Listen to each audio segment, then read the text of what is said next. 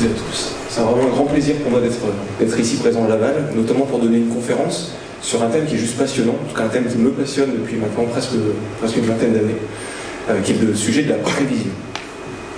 J'ai envie de dire, depuis que l'homme est homme, il a toujours essayé de savoir de quoi sera fait son avenir, de quoi sera fait demain. Et pour cause, si on est en mesure de savoir de quoi sera fait demain, on est en mesure de s'y préparer, on est en mesure de se protéger par rapport à des catastrophes qui pourraient subvenir, on est en mesure de saisir des opportunités qui vont se présenter, ou de façon beaucoup plus classique, on est en mesure d'être beaucoup plus efficace dans son quotidien. Et c'est pour ça que la prévision, ça représente un enjeu énorme pour les entreprises. C'est un vrai différenciant compétitif entre les entreprises. Je ne suis pas directement, merci. Voilà. Je travaille donc pour Veka. Donc Veka, c'est un éditeur français qui édite une solution d'optimisation et d'automatisation des approvisionnements. Donc c'est une solution qui s'appuie sur l'intelligence artificielle et qui s'appuie sur de la prévision. Depuis maintenant 14 ans, on accompagne des PME, des PMI, des grands groupes, des entreprises du CAC 40 dans la transformation digitale de leur supply chain. Et au sein de Veka, j'ai donc un rôle de Customer Success Manager, c'est-à-dire que je suis responsable du succès d'un portefeuille de projets, et ce succès passe notamment par le fait de démontrer que concrètement, notre projet de supply chain, notre projet de prévision, génère de la valeur pour l'entreprise, a un réel impact sur le compte de résultat de l'entreprise, parce que c'est ça qui compte. Au cours de cette conférence, donc on va parler prévision. Le sujet de la prévision, c'est extrêmement large. On a 30 minutes, on ne va pas pouvoir tout dire. Je pourrais vous faire une liste à l'après-vert de tout un tas de choses qu'il faut faire ou qu'il ne faut pas faire sur un projet de prévision. Je pense que c'est pas ce qui vous intéressera. En tout cas, c'est pas ce qui m'intéressera moi. Vous n'avez pas forcément besoin de ça parce que c'est des informations qui sont totalement accessibles et qui sont pour la plupart très connues déjà. En revanche, j'ai choisi de prendre le contre-pied total et je ne vais pas vous parler de plein de points, je vais vous parler de 2 points uniquement. Mais ces 2 points, ils sont totalement méconnus des entreprises, pour ne pas dire totalement inconnus. Pourtant, ces 2 points représentent un enjeu fondamental parce que c'est ça qui fait la différence entre un projet de prévision qui va générer de la valeur et un projet de prévision qui va occuper des équipes, qui va consommer des ressources sans jamais générer de la valeur ou en générer au final très très peu. Donc au cours de cette conférence, on va essayer de bousculer quelques idées reçues. On va challenger quelques éléments qui sont considérés comme des normes dans cette industrie, avec un objectif personnel, c'est que vous sortiez de cette conférence avec une vision rafraîchie de ce que sont les réels enjeux de la prévision en entreprise. Qu'est-ce qu'une bonne prévision? Alors vous allez me dire, c'est très facile. Une bonne prévision, c'est une prévision qui se réalise comme on l'avait annoncé. Si demain on annonce 25 degrés à Laval avec un beau ciel bleu, et que demain il fait 25 degrés à Laval avec un beau ciel bleu, cette prévision était parfaite. Par contre, on est tous d'accord pour dire que si demain il neige, la prévision était juste pourrie. Et entre les deux, on a 50 nuances de gris, une gradation qui nous permet de mesurer une sorte d'échelle de qualité de la prévision. Souvent, on compare la prévision au tir à l'arc. Vous avez sans doute déjà vu ces illustrations. L'archer, c'est le prévisionniste, la prévision, c'est la flèche, et la cible, ou tout du moins le cœur de cible, c'est l'élément qu'on cherche à prévoir. Et la qualité de la prévision, c'est la distance qui sépare la flèche du cœur de cible. Et ce qui est intéressant, c'est qu'au tir à l'arc, peu importe la position de la flèche, que vous soyez à droite, à gauche, au-dessus, en dessous, seul compte la distance vis-à-vis du centre. C'est comme ça qu'on gagne au tir à l'arc. Alors vous n'êtes peut-être pas tous des archers émérites, mais je pense que tous, au moins une fois dans votre vie, vous avez expérimenté un autre sport qui est les fléchettes.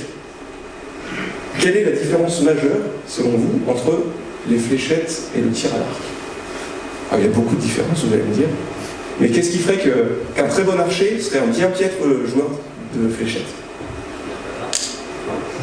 Alors, en tout cas, la différence à laquelle je veux faire référence, c'est le système de scoring, la façon dont on va comptabiliser les points. Si on met les 2 cibles côte à côte, on se rend compte que ça n'a rien à voir. Au tir à l'arc, on l'a dit, on a ces cercles concentriques, la position de la flèche ne nous intéresse pas. Ce qui nous importe, c'est d'être proche de la cible.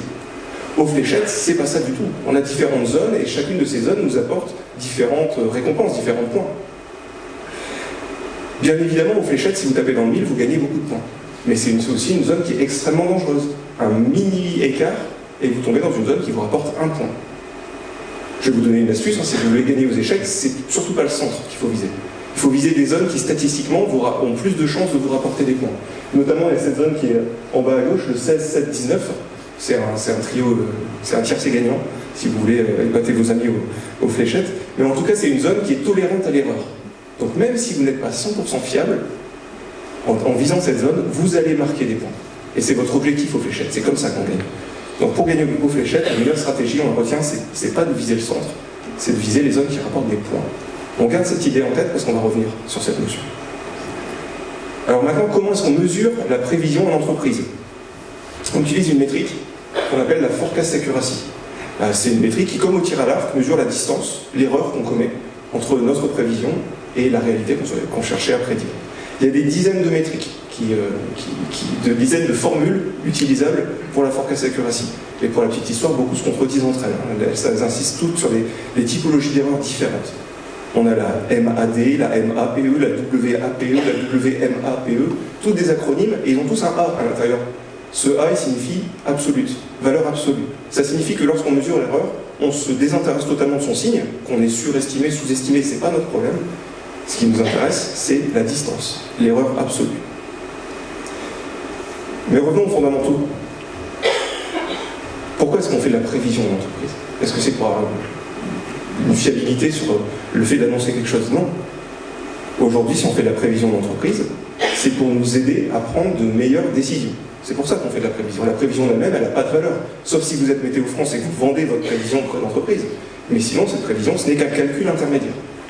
Vous, ce qui vous intéresse, c'est de prendre de meilleures décisions. Et ça nous amène à avoir un regard tout nouveau sur la toute première question de départ. Qu'est-ce qu'une bonne prévision? Est-ce que c'est nécessairement la prévision la plus fiable, celle où on va taper dans le mille de la cible? Pas du tout. Pas nécessairement. La meilleure prévision d'entreprise, c'est avant tout celle qui va vous permettre de prendre les meilleures décisions. À ce stade, normalement, vous êtes encore un peu sceptique et vous vous dites tout ça est bien philosophique, on débat sur des mots, mais quel est l'impact? Alors, pour rendre les choses plus concrètes, on va revenir à un exemple très simple. On va reparler de la météo, puis on va lui associer une prise de décision. Je regarde ma météo, et en fonction de ce qui est annoncé, je décide si je prends ou non un parapluie. Prise de décision très simple. Si la météo m'annonce que demain, je vais avoir une pluie modérée, quelques petits crachats dans la journée, je vais prendre mon parapluie. Et si demain, elle a fait une grosse erreur et c'est un véritable déluge sur la vallée, eh bien, en termes de forecast accuracy, ma prévision aura été pourrie.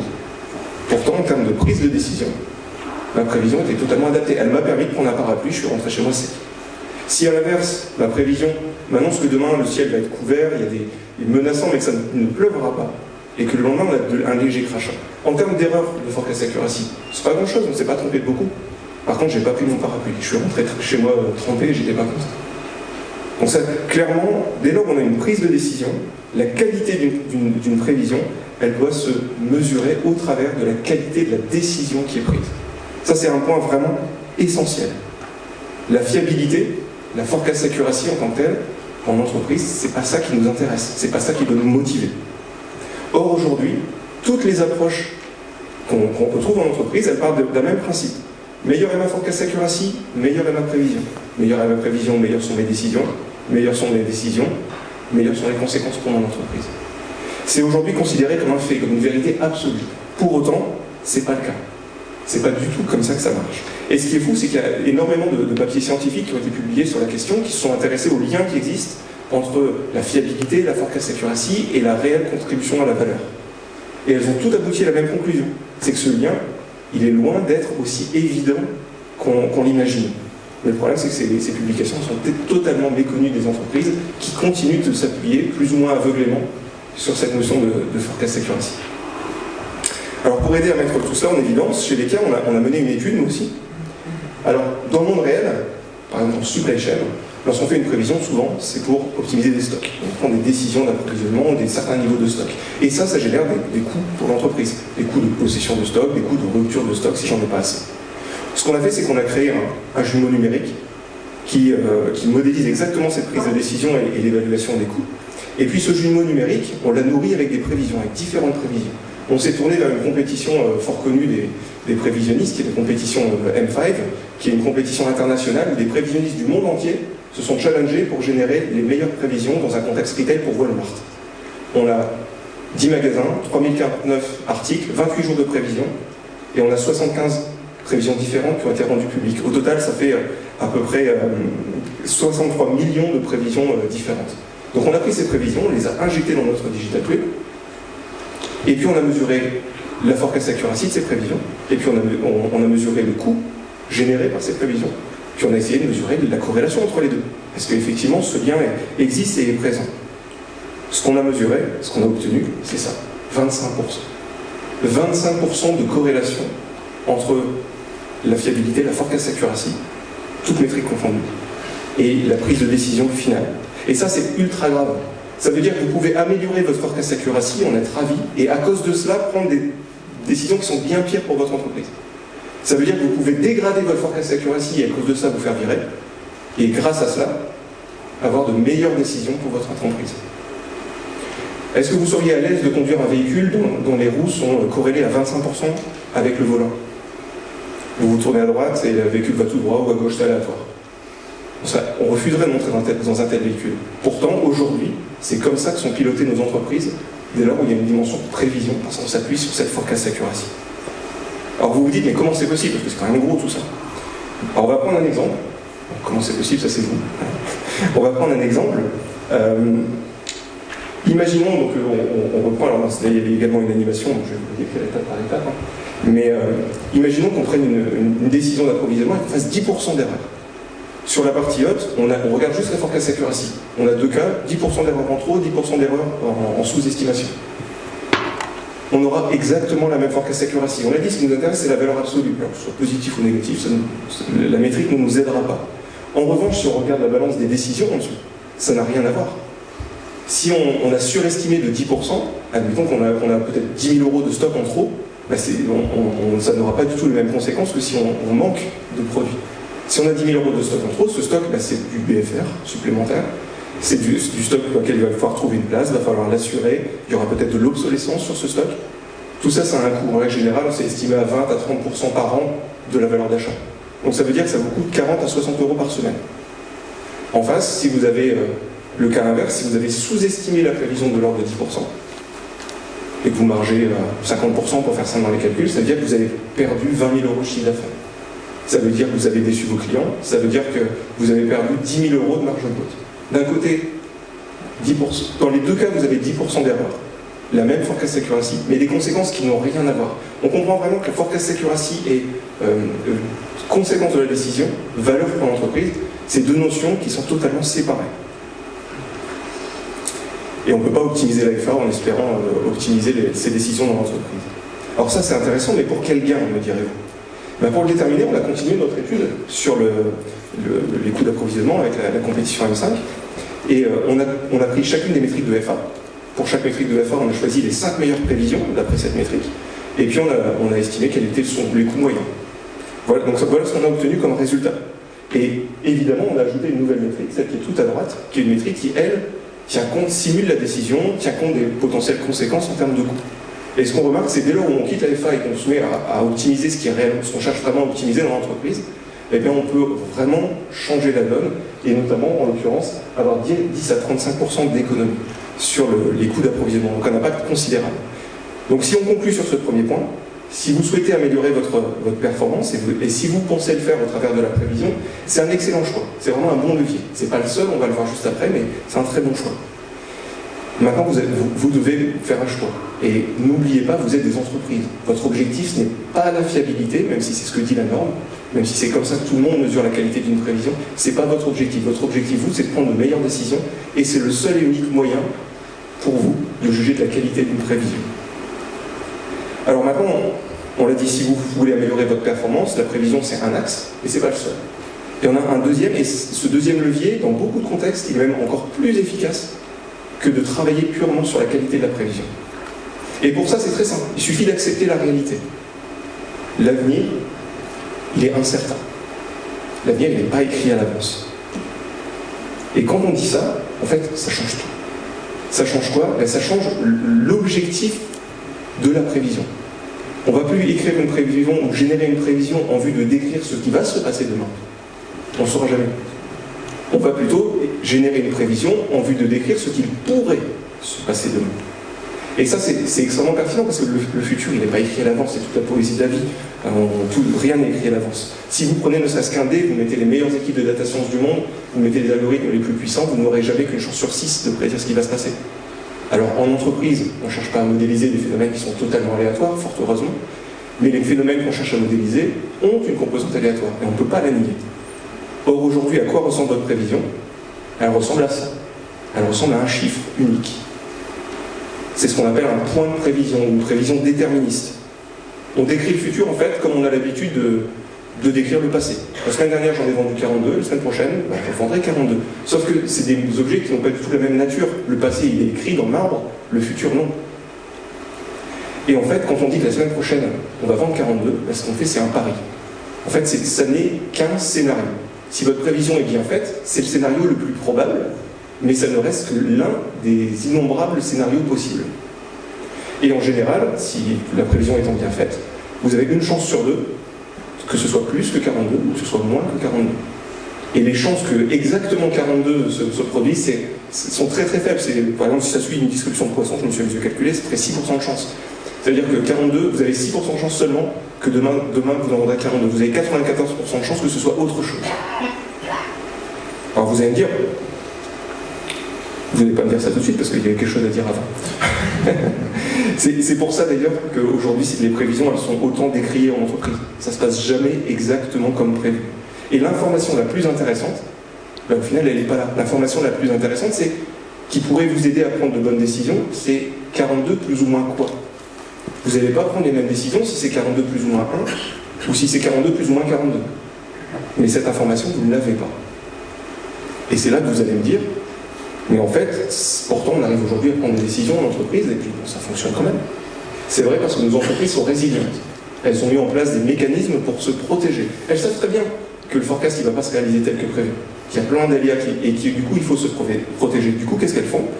Elles prennent un petit peu de sécurité. Elles viennent ajouter un coussin de sécurité qui va permettre d'amortir le choc lorsqu'on se trompe. Cette sécurité, elle peut être définie de plusieurs façons. Elle peut être définie de façon très empirique, par expérience. Je vais garder 3 semaines de stock au cas où. Par expérience, ça marche bien. Ou alors elle peut être définie de façon plus mathématique. Mais dans les deux cas, ça n'est qu'un palliatif. On vient juste pallier au fait que la prévision ne nous a pas donné l'information peut-être la plus intéressante, quelle est l'incertitude. Est-ce que c'est grave de faire ça? Oui et non. Non, c'est pas grave de faire ça, c'est pas grave de créer un coussin de sécurité, parce que le futur est incertain. Donc on a besoin de prévoir le pire, de se protéger. Mais oui, c'est grave dans la façon dont on vient calculer cette sécurité. D'un côté, on va calculer une prévision de façon ultra fine, on va la travailler quotidiennement pour qu'elle vraiment elle modélise ce qui va se passer demain le plus précisément possible. Et puis à côté, on va calculer un gros stock de sécurité qu'on va mettre un jour, une fois tous les 36, en se basant sur ce qui s'est passé depuis un an, quelque chose de très moyennisant qui est totalement inadapté au final à la réalité de l'incertitude qu'on aura demain. Et également, quand on définit ce stock de sécurité, confère le premier point qu'on a vu juste avant, à aucun moment on tient compte des enjeux, des conséquences de cette décision pour l'entreprise. Et donc, c'est peut-être mathématiquement une façon optimale de se sécuriser par rapport à la demande à laquelle on est confronté, mais du point de vue de l'entreprise, ça ne répond absolument pas à ces enjeux. Je ne suis pas en train de jeter la pierre aux équipes qui définissent ces stocks de sécurité. Elles font un excellent travail, c'est juste qu'elles n'ont pas le choix de fonctionner comme ça, parce qu'il leur manque des informations. Sauf qu'aujourd'hui, on peut faire beaucoup mieux. Faire beaucoup mieux. Et ce mieux, ça a un nom, ça s'appelle l'approche probabiliste. Alors c'est quoi cette bête-là, une prévision probabiliste? Une prévision probabiliste, c'est pas un chiffre unique, c'est pas un scénario unique. Au contraire, une prévision probabiliste, elle va vous décrire tous les scénarios possibles, et pour chacun de ces scénarios, elle va vous donner les probabilités que ça se produise. Si vous lancez 2 fois un dé, voilà la distribution de probabilité que va vous donner une prévision probabiliste. Une prévision déterministe, elle vous dirait demain ce sera 7. Le résultat du lancer de dés, ce sera 7. Une prévision probabiliste, elle va vous dire certes, vous avez une chance sur 6 de faire 7. Mais vous avez aussi 5 chances sur 6 de faire 6 ou 8. Vous avez une chance sur 9 de faire 5 ou 9 et ainsi de suite. Vous allez vraiment avoir une description précise de tout ce à quoi vous pouvez être confronté. Et là encore, on est sur une distribution qui est tout à fait normale. Dans la réalité, on a des cas qui sont bien plus complexes. Et d'ailleurs, ça saute aux yeux que, notamment au travers de la médiane, qui retranscrit généralement ce que serait la prévision déterministe, on se rend compte que cette prévision déterministe, il lui manque plein d'informations. Et que quand on a ce point au milieu, on est bien loin de comprendre à quoi est-ce qu'on va être confronté. Et comment est-ce qu'on fait pour prendre une décision à partir de cet objet? En fait, c'est très simple, beaucoup plus simple qu'il n'y paraît. Avec la petite animation qui allait, c'est encore plus simple, mais je vais vous la décrire. On va mettre en face de cette distribution de probabilité, de cette prévision probabiliste, on va mettre en face tous les choix, toutes les décisions qu'on peut actionner. Et pour chacune de ces décisions, on va évaluer son coût potentiel. Si je choisis de ne pas réapprovisionner, j'ai X% de chance de manquer 0 vente, ça va me coûter autant. J'ai Y% de chance de manquer 5 ventes, ça va me coûter autant. J'ai Z% de chance de manquer 42 ventes, ça va me coûter autant. On fait ça pour chacune des décisions, on calcule en fait son espérance de coût. Et au final, ça nous permet de sélectionner parmi toutes les décisions qu'on a face à nous, celle qui est le plus adaptée compte tenu de l'incertitude. En l'occurrence, là, c'est la décision de réassortir 60 pièces, dans cet exemple. Et en faisant cela, enfin, on prend une décision qui tient compte de la notion de sécurité. On ne va pas chercher 42, on va chercher 60. Qui tient compte de l'incertitude du moment, pas d'une incertitude moyenne dans le passé.